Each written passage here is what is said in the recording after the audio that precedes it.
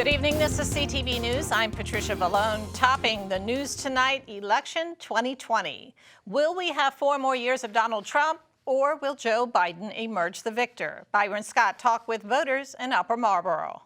The Showplace Arena is one of dozens of polling stations around the county, and this was the day many people had been waiting for.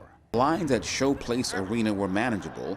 These are the people who decided not to vote by mail or early, but on today, Election Day. I like the feeling of seeing other voters. It makes me excited. I also like seeing the individuals on the side of the road who have their flyers. It just puts me in the spirit. In heavily Democratic Prince George's County, it's no surprise to find voters who are looking to steer the ship in a different direction. Yes, I did vote for Joe Biden and Kamala Harris. I feel like the past 4 years, regardless of what everybody is thinking or saying, this is not the nation, this is not the state the nation's supposed to be in. The president that we have right now, I feel like he used his business and his power as an advantage to gain that presidency. Mind if I ask you who you're voting for? Donald Trump. Talk about why you support Donald Trump. Because I think he's the best person for the job. We're going to stop the radical left. Trump has said that he's been the best president for black Americans since Abe Lincoln, but somehow that claim doesn't appear to be getting much traction here today. He's a liar. He done put us in a predicament where as though we don't know if we're gonna live or die tomorrow, you know, so I'm really done with Trump. I never voted for him anyway, though. That said, the path to the White House could go either way. But remember this? The only way we're going to lose this election is if the election is rigged. Remember that. We asked voters what they thought. There's no such thing as being rigged. The rigs came in when he came in, and he was dealing with Russia. And Russia and him had that, money issue, and they paying him. So it's going to be good this year. Remember, the polls close at 8 o'clock tonight. As far as when we'll know who wins, that's anybody's guess. I'm Byron Scott. You have a few hours left to cast your ballot in today's election. CTV's KATERRA Jones is at a polling location in Landover with more. The presidential election has captured everyone's attention, and as Marylanders head into the voting booth, some say they are ready for whatever the results may bring. Right now, I think it could go either way, but I'm hoping for the best. On a windy and chilly election day, voters slowly made their way to the Kentland Community Center to cast their ballot. While it's still unclear if some states will flip blue or red, Ernie Jackson wants Maryland to stay blue. If everybody comes out and vote, I think we got a Democratic victory. Millions of Americans are voting in person despite growing coronavirus concerns. But for some voters, the impact of COVID is still front and center. We're going through a pandemic right now. Everything is upside down. Things are at disarray. Everybody's trying to do what we can to make things better. Our leaders are back and forth. They can't give us any direction that's going to be really good for us right this minute. We have to hang on in here until things do get better. On the ballot statewide is question 2, which would authorize sports betting at licensed facilities. One voter questions the benefits. On the ballot, it's always, for, like they want the new sports betting on there now. Well, the Maryland lottery was supposed to be for the schools. But if you go around in our neighborhoods and look at our schools, you'd be like, what's going on? It's important to note that the polls close in Maryland at 8 p.m. Reporting in Landover, KATERRA Jones, CTV News. The ACLU of Maryland wants to make sure voters can cast ballots safely, as there are just a few hours left to vote in this election. Our KESHIA Butts has the details. We're at Long Reach High School in Columbia. It's just one of several voting centers in the state.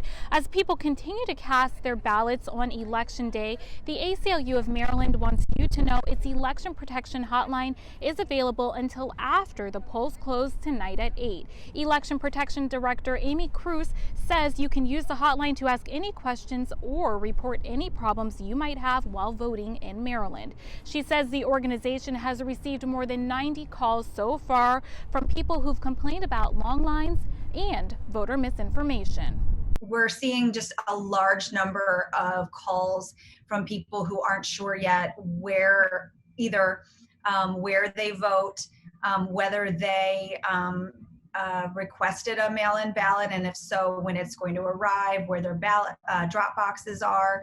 So the vast majority of calls so far have been questions. If they do experience problems like that at the polls, what advice do you have for them? Give us a call before you, if you can, before you take any action on your own. Also, try not to leave the line if that's what your concern is. There are a lot of people who have concerns about the wait times because for one reason or the other, they can't stand in line, and there may be options for you. So before leaving the line, if you can pick up the phone and call someone, we really urge you to do that. The hotline's phone number is 443-399-3229. Again, the hotline is available until after the polls close tonight at 8. In Columbia, KESHIA Butts, CTV News.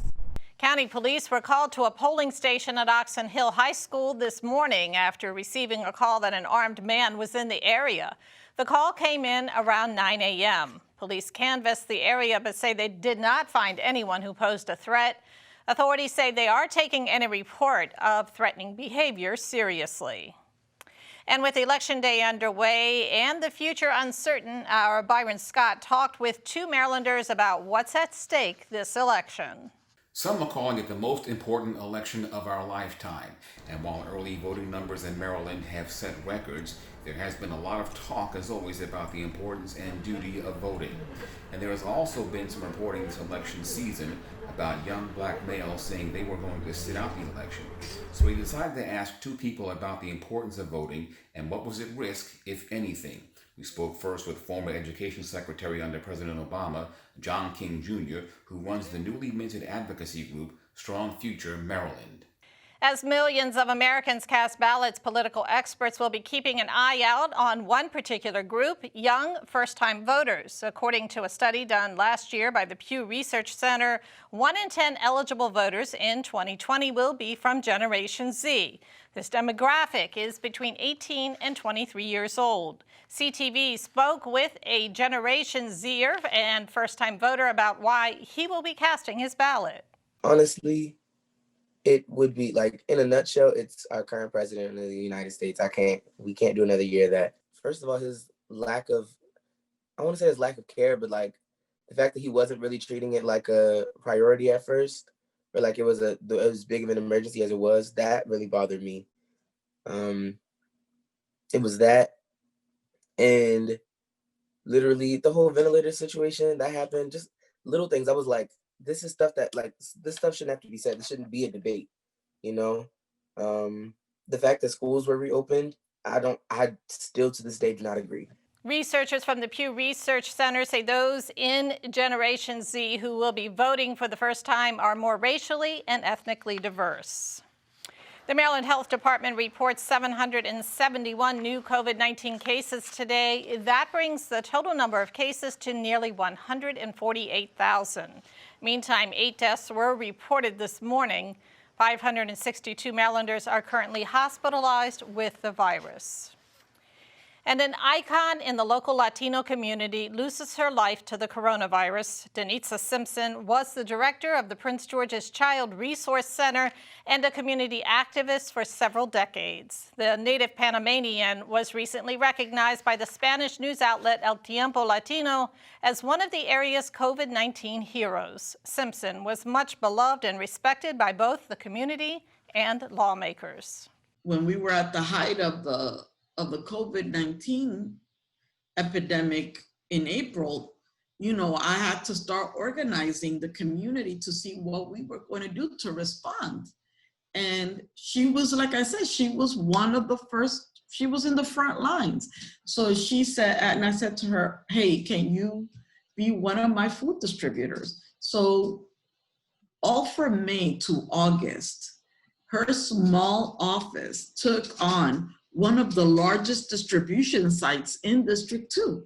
And she distributed over 1,200 boxes of food a week. She was an amazing human being, just very loving, very dedicated to her work. She worked with she was the director of the Adelphi Langley Park Family Support Center. And she did that work for over 24 years. She will come every year to lobby myself and other legislators in Annapolis on behalf of families and women and children. Just a great human being. It's a great loss for our community. An awesome young man. To see this from a young teen person today, to use this language to describe what I'm doing. So it just gives me lots and lots of joy. My heart is full. Sources tell CTV News that Simpson's husband also contracted the virus and that he is currently recovering. The City of Bowie's COVID-19 Emergency Rental Assistance Program will soon open for applications. They will be accepted starting November 11th on a first-come, first-served basis. You must be a city resident to be eligible. For more information, visit the City of Bowie's website.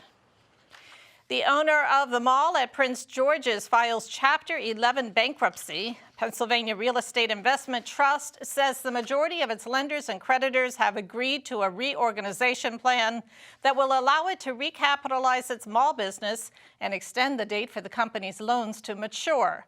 The investor, which also owns Springfield Town Center in Virginia, says it will continue to operate its malls without interruption and pay vendors while it goes through the restructuring process. The company recently invested millions of dollars in renovations at the Hyattsville Mall just before the pandemic forced it to shut down for several months.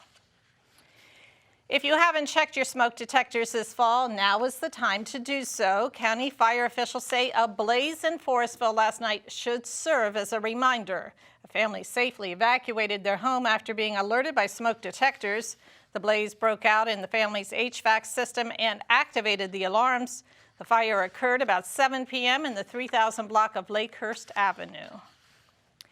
And let's get a quick check now on your 3-day weather forecast. Tonight, partly cloudy with a low around 40.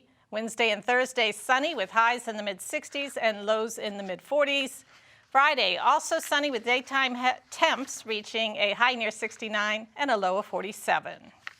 Now for your community calendar. Attention class of 2020 graduates.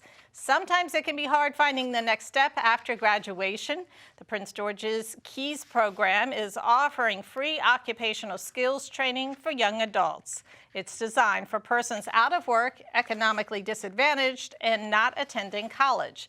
You must be between 18 and 24 and meet specific requirements to qualify. For more information, visit employpg.org. And that is CTV News for now. Be sure to tune in for election updates throughout the night. I'm Patricia Vallone. Have a great evening. For the latest information on COVID-19 in Maryland, visit the State Health Department website. That's health.maryland.gov. Again, health.maryland.gov. Click the link to the COVID-19 information portal.